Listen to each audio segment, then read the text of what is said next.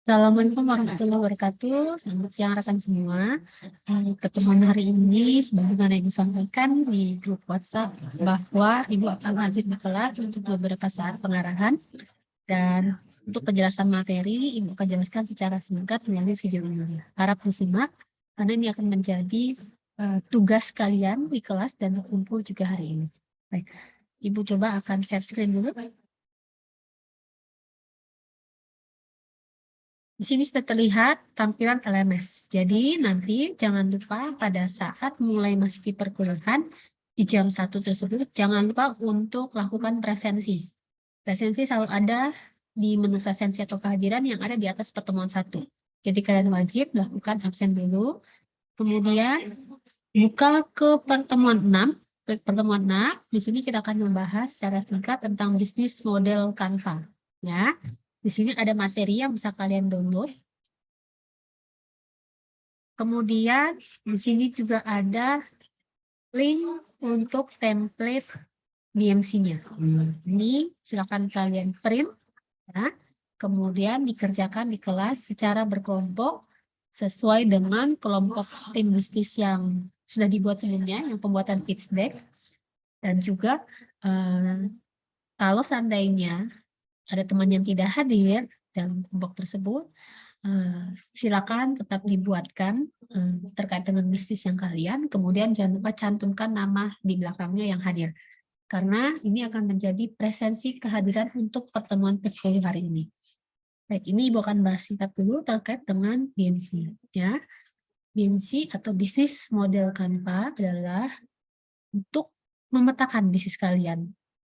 Ya, bisnis kalian ini berada dalam posisi seperti apa nih? Ini nanti lihat orientasi dari BMC-nya. Kita lihat ada 9 blok bisnis Canva. Sisi kanan menunjukkan nilai, sisi kiri menunjukkan efisiensi. Ya. Ini gambaran bisa terlihat. CR itu ada, pertama adalah CS, customer segment. Di gambaran yang pertama adalah customer segment. Kemudian yang kedua adalah value proposition. Kemudian ada channel, bagaimana produk kalian ini dia akan sampai ke tangan konsumen, ya, melalui channel apa. Kemudian customer relationship, kalian bagaimana membangun hubungan produk yang kalian miliki ini agar tetap selalu terhubung dengan customer. Oke, kemudian di bawah sini adalah revenue stream, yaitu pendapatan. Ya, pendapatan ini adalah hasil dari penjualan produk, ya, yang sampai ke tangan konsumen tadi, dan tambahan-tambahan pendapatan lainnya yang akan menjadi masukan pendapatan bagi bisnis Anda. Kemudian di sini ada key partner. Siapa saja mitra-mitra yang bekerja sama dalam bisnis Anda. Kemudian key activity adalah aspek-aspek aktivitas berkaitan dengan bisnis. Kemudian ada key resource, yaitu sumber-sumber daya. Dan yang terakhir adalah cost, biaya-biaya yang dikeluarkan. Kembali lagi ke PPT sebelumnya di sini. Di sini, value proposition terbagi dua. Dia mengambil sisi nilai kanan, yaitu nilai yang dimiliki dengan value proposition, dan juga sisi sebelah kiri, yaitu efisiensinya. Contoh, Ibu akan memberikan contoh satu persatu ya. Misalnya kalian punya produk, ada produk dulu mahasiswa Ibu di jualan pempek. Value proposition yang dimiliki itu nilai dari satu produk yang dimiliki dari produk tersebut. Ya. Contohnya saja, dia pempek yang higienis, misalnya murah meriah di kantong, namun higienis, gitu ya. Nikmat di suasana. Tuh, misalnya dia ngangkat value proposition, nilai dimiliki dari produknya. Kita ngambil sederhana-sederhana dulu kalau tahapan proses belajar. Ya. Bisa jadi misalnya produk-produk kalian dilihat dari problem sebelumnya. Kalian memberi solusi apa terhadap permasalahan yang timbul. Ya. Dan itu menjadi nilai kelebihan bagi produk Anda. Nah, disinilah kalian cantumkan. Oke. Kemudian di sini ada customer segment. Ya. Customer segment di sini siapa saja customer kalian. Di materi sebelumnya, Ibu sudah jelaskan secara singkat Segmentasi terbagi dalam GDPB, geografi, demografi, psikografi, dan behavior. Nah, kalian tentukan siapa, ya. Segmen pasar dari pempek. Segmen pasar di pempek siapa? Ya, hampir rata-rata semua usia. Tapi kalian bisa menargetkan siapa kelompok yang persisnya. Tergantung dari produk yang kalian jual juga. Kalau harganya mungkin termasuk murah, berarti kalangan remaja masih bisa masuk kok jadi jajanan pasar. Ya. Tapi kalau misalnya produknya termasuk yang cukup berkelas, misalnya satu pempeknya dihargai 3.000, ya bisa seperti itu. Itu juga segmen pasar pasti udah rata-rata orang pekerja. Tuh ya. Contoh saja ibaratnya pempek tenda biru, pempek 123, pempek dan lain sebagainya, itu sudah menjadi apa namanya, memiliki tokonya ya, gitu. Yang makan di sana juga rata-rata pasti kalangan pekerja. Ya. Sedangkan kalau pempeknya dijual di pinggir jalan misalnya, atau sistem ghost kitchen ya, bisa diorder lewat Instagram dan lain sebagainya dengan harga yang lebih low, lebih murah, bisa jadi segmen pasarnya adalah pelajar mahasiswa. Kalau pempeknya dijual misalnya di booth kecil, ya, dijual dengan harga misalnya 1.500 misalnya, dijual di apa namanya dekat sekolah misalnya, berarti segmen pasar adalah ya remaja. Di sini kalian menentukan dulu segmen pasar. Yang pertama akan menentukan segmen pasar siapa dari kira-kira produk yang akan kalian jual. Kemudian sini masuk channel. Channel adalah penghubung bagaimana produk ini sampai ke tangan konsumen. Lihat panahnya, ya ada gambar truk di sini. Bagaimana sampai ke tangan konsumen, ya melalui apa? Ya, kalau zaman dulu mungkin pakai brosur, ya, zaman dulu pakai brosur dikirim, gitu, disebar gitu. Kalau sekarang udah nggak lagi brosur ya, bisa melalui media sosial. Ya, informasi tersebut di-share di media sosial. Misalnya jangan tadi pempek punya officialnya, ya, pempek Cici, nah, official pempek Cici di Instagram. Kemudian di TikTok bisa. Sekarang kan sudah merambah pasar sana. Kemudian melalui pemasangan iklan, IG Ads, Facebook Ads, ya, atau mungkin jualan di Shopee, Tokopedia. Nah, ini channelnya. Termasuk bagaimana mendistribusikan sampai ke konsumen. Misalnya melalui GoFood.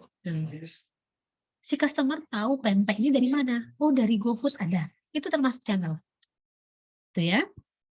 Kemudian misalnya ketika pengiriman kalau produk yang cukup berat, misalnya pengiriman barang yang bukan makanan, bisa jadi dia distribusi melalui GNT misalnya. Contoh saja misalnya Shopee bekerja sama, kalian pakai linknya Shopee nih. Tuh, jualannya melalui media channelnya di Shopee. Nah di Shopee ini kerjasamanya melalui apa misalnya? Ternyata GNT misalnya seperti itu. Tuliskan juga di sini channelnya. Jadi bagaimana produk Anda yang gambar kado ini sampai ke tangan customer. Ya. Kemudian masuk di atas yang bentuk buah hati ini adalah customer relationship. Ya. Bagaimana produk Anda agar benar-benar tetap terhubung dengan konsumen kalian. Ya. Kalau tadi jualan pempek, bisa jadi putus di situ. Gimana ya eventnya supaya orang tuh tetap beli pempek kalian ya, tetap tahu ada produknya. Bisa melalui diskon-diskon yang kalian berikan. Ya. Kemudian bisa dari follower. Nah, di Instagram punya followernya. Nah, follower itu gimana supaya tetap terkonek dengan kalian, bukan cuma sekedar follow, titik selesai.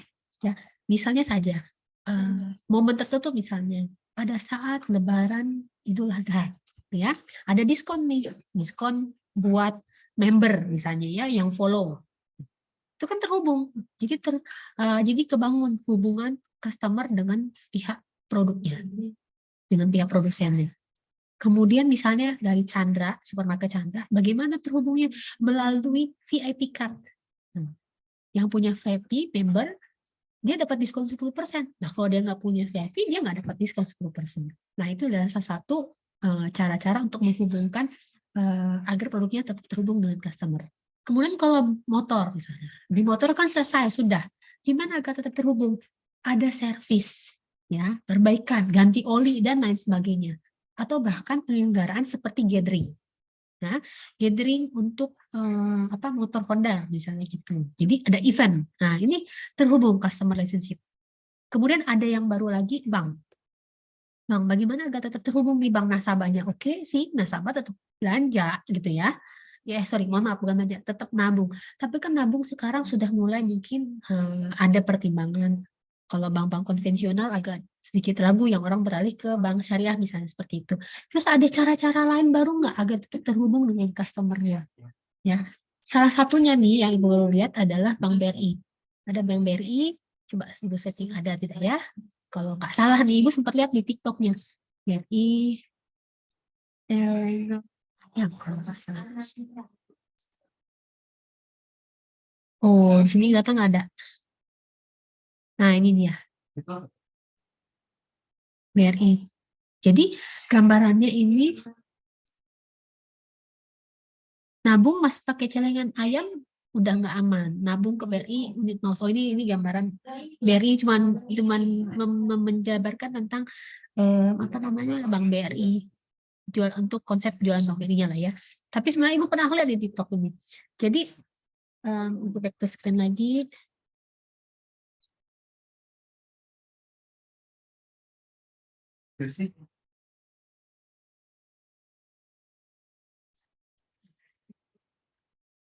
Jadi di BRI itu membuat konsep celengan ayam bukan bentuknya kayak ayam. Kalau kalian tahu celengan ayam yang kalian lihat di sini, mungkin celengan yang bentuknya ayam ya, gitu.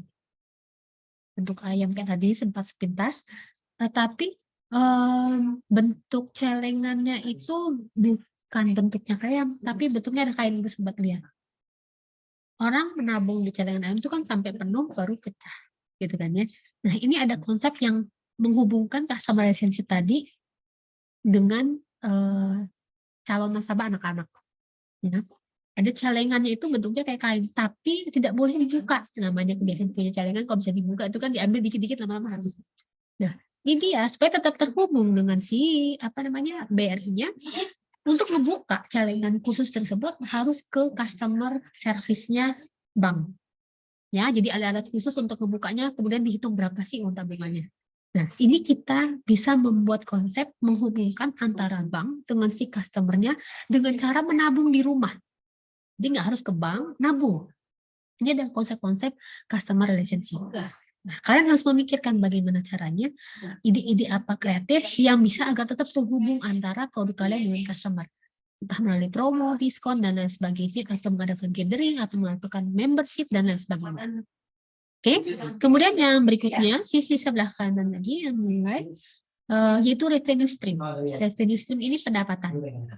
Ya, jadi pendapatan ini dia adalah uang yang masuk ke kantong bisnis kalian. Tidak hanya dari penjualan produk, ya. Revenue stream ini juga bisa berupa pendapatan-pendapatan yang lainnya. Contoh saja misalnya Indomaret. Indomaret pasti dari penjualan semua produk-produk yang ada di toko. Ya, semua ada di tokonya. Tapi bagaimana caranya supaya tetap ada pendapatan di luar dari toko tersebut? Kalian pernah lihat di depannya ada kios-kios, ya, yang menyewakan siapa? Indomaret. Yang boba lah, yang es teh lah, yang soma lah, yang burger lah, yang ada di depan apa namanya halaman Indomaret tersebut. Ya, di bagian pinggirnya, asal tidak mengganggu area parkir. Nah, sini kan mereka bayar sewa. Uang sewa tersebut masuk ke Indomaret dan itu merupakan salah satu revenue stream dari Indomaret. Bisa digunakan untuk perputaran operasional. Dan lagi revenue stream yang lain, misalnya tadi di sini membangunnya customer relationship melalui member. Bisa jadi membernya itu, mohon maaf ada taruh di sini, membernya itu berbayar misalnya. Ketika awal masuk jadi member, bayar dulu misalnya 50.000. Itu juga masuk dari revenue stream. Jadi banyak cara-cara kreatif. Oke, next berikutnya di sini kalian lihat key partnernya. Nah, key partner siapa? Contoh saja tadi di sini ada penjualan lewat GoFood. Berarti partner siapa? Gojek, gitu ya. Kemudian di sini partnernya lewat misalnya beriklannya lewat Instagram Ads misalnya. Ya, berarti partner di sini juga ada Instagram atau Shopee. Termasuk tadi pempek, ya, itu beli bahan bakunya di mana? Supermarket mana? Atau pasar mana? Ya, termasuk misalnya tadi beli gula merahnya, siapa di mana partnernya silakan cantumkan di sini. Ya. Kemudian activity-nya tentu ada proses pembuatan pempeknya. Kemudian ada proses pemasarannya, ya. Kemudian ada proses misalnya pengemasan dan lain segala macam dan aktivitasnya. Sumber-sumber daya di sini yang dimaksud adalah sumber-sumber bahan bakunya misalnya ya, bahan baku untuk pembuatan pempek. Kemudian tenaga kerja bila diperlukan ya. Kemudian kalau memang jualannya online, fokus hanya pada jualan online. Berarti kalian perlu sumber daya apa? Ya. Pasti perlengkapan handphone dan juga misalnya kuotanya. Bayangkan kalau kalian jualan online tapi kalian nggak punya sumber daya. Handphonenya dipakai sama adik buat belajar daring misalnya gitu kan. Jadi akhirnya stop penjualannya. Nah ini menjadi sumber daya juga buat kalian. Sehingga kedepannya akan mempertimbangkan ini kalau sumber daya ini nggak ada, berarti nggak jalan bisnisnya. Kemudian terakhir di sini ada cost structure, yaitu di mana berapa penjualan yang terkait, itu tidak perlu merinci ya, digit berapa nilainya, angka-angka rupiahnya nggak perlu. Tapi apa saja pengeluaran yang dilakukan untuk menjalankan bisnis tersebut, kalian cantumkan di sini. Biaya promosi misalnya, gitu ya, biaya distribusi kalau ada keluar. Kenapa di sini?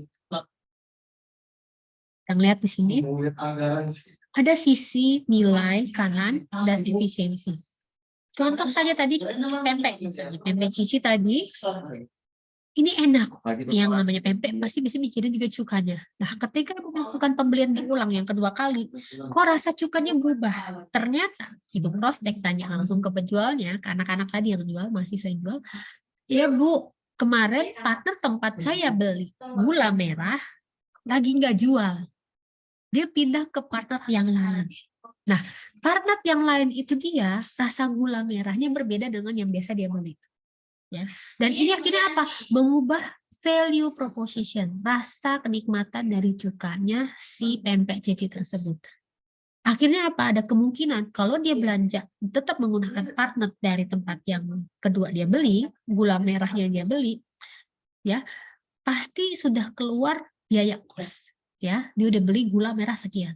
Yang ada karena value proposition-nya berubah, nilainya jadi berkurang ya, gitu karena rasa cukanya tidak enak. Akhirnya mengubah nilai tersebut dari value proposition. Yang ada apa? Bisa jadi tidak efisien. Ya, bisa jadi ya orang melakukan pemberhentian dari channel nih, produknya kan masuk ke customer-nya nggak jadi beli lagi. Belinya di mana? TP-nya masih yang sama kemarin, cukanya masih nggak jadi beli di customer segmentnya kan? Gitu. Channelnya nggak jalan, nggak jadi ngorder. Butuh-butuh apa? Bisa jadi tidak efisien produknya. Kenapa? Karena sudah dilakukan pembelanjaan resource-nya, cost-nya sudah keluar. Nah, partner-partner ini juga menjadi pertimbangan. Ya, contoh misalnya ada rekan ibu jualan kopi, dia bukan di Shopee, dia jual di Topet, ya, beriklan, pasang iklan. Di Shopee dia beriklan tidak ada yang beli. Di Instagram dia pasang IG Ads tidak ada yang beli. Di Topet dia pasang iklan ada, tapi momennya hanya pada saat sale baru laku. Ya. Berarti ada pertimbangan, Shopee kurang laku, Instagram kurang laku. Kemudian terakhir dia coba berjualan Facebook Ads. Ternyata Facebook Ads permintaannya banyak, maka partnernya dia bisa mengganti. Lewatin Shopee, lewatin IG, gak usah lagi beriklan di channelnya ini. Dia pakai khusus mungkin Topet dan Facebook partnernya. Nah, makanya di sini inilah gambaran pertimbangan-pertimbangan sehingga kalian bisa memetakan bisnisnya. Oke. Nah, tugas kalian di sini ada kan ada contoh juga di sini. Ini ada penjelasan secara singkatnya. Silahkan nanti kalian download ini template-nya. Ya, template-nya kalian print, kalian tulis dengan tangan kalian kerjakan secara berkelompok.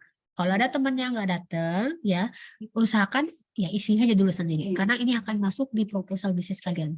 Minggu depan secara online kita akan kupas satu atau dua sebagai contoh saja.